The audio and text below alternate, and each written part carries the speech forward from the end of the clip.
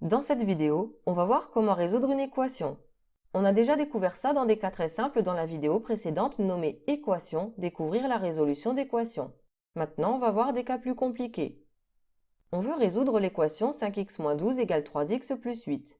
Vous voyez qu'elle contient plus de termes que les petites équations qu'on avait avant.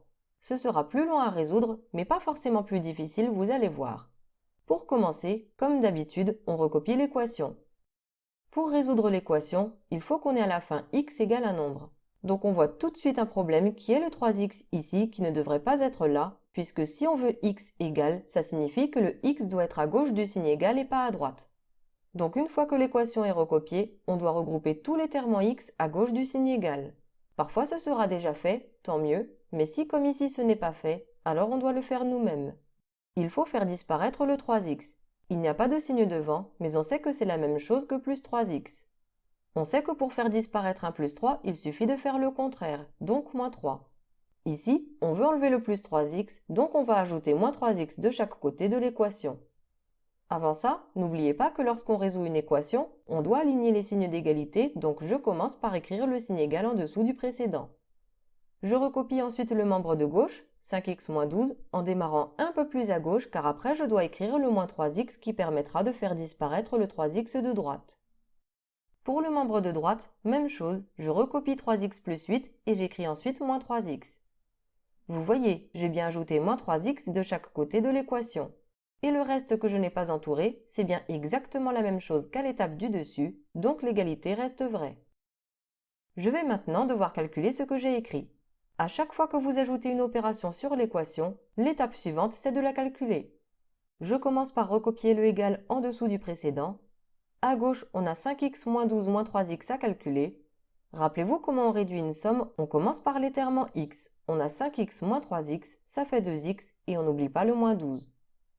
À droite, 3x moins 3x, ça fait 0x, il n'y a plus de x, et c'est normal, c'est pour ça qu'on avait ajouté moins 3x de chaque côté.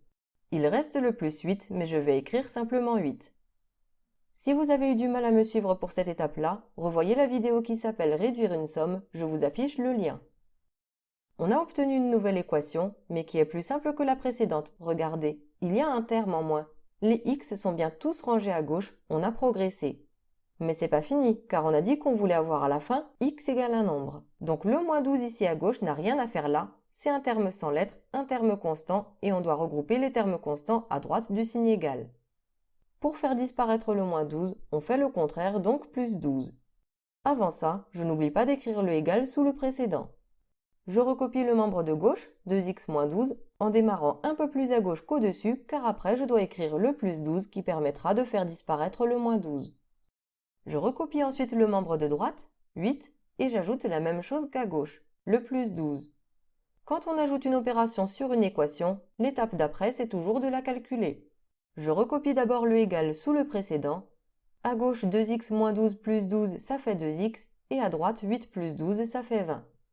On a presque terminé, on doit avoir à la fin x égale un nombre. Ici ce n'est pas x mais 2x, donc il reste à se débarrasser du coefficient 2 devant le x. Attention, n'écrivez pas moins 2 de chaque côté car le terme n'est pas 2 mais 2x. On se souvient que 2x c'est 2 fois x, donc c'est une multiplication par 2 qu'on doit faire disparaître et pour ça on fait le contraire, donc une division par 2. À gauche on écrit alors 2x divisé par 2, en écriture fractionnaire c'est mieux. Et à droite on recopie le 20 qu'on divise également par 2. Il reste à calculer ça. J'écris d'abord le égal. À gauche, le 2 au numérateur se simplifie avec le 2 au dénominateur, donc il reste x. À droite, 20 sur 2, c'est 20 divisé par 2, ce qui donne 10, donc 10 est une solution de l'équation. On peut vérifier si notre réponse est correcte en remplaçant x par 10 dans l'équation de départ. À gauche, 5x moins 12, c'est 5 fois 10 moins 12, ce qui fait 50 moins 12, donc 38. Et à droite, 3x plus 8, c'est 3 fois 10 plus 8 qui font 38. On a trouvé 38 à gauche et à droite, donc 10 est effectivement bien une solution de l'équation, on a bon.